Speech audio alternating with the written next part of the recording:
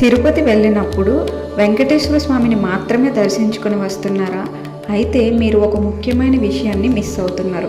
అదే తిరుచనావూరులోని కొలువైన అలిమేలు మంగమ్మ అంటే పద్మావతి అమ్మవారి దర్శనం. పురాణాల ప్రకారం స్వామివారి దర్శనం అమ్మవారి దర్శనం లేనిదే సంపూర్ణం కాదు. మీకు తెలుసా, ఇక్కడ అమ్మవారు బంగారు తామర పుష్పం నుంచి ఉద్భవించారు.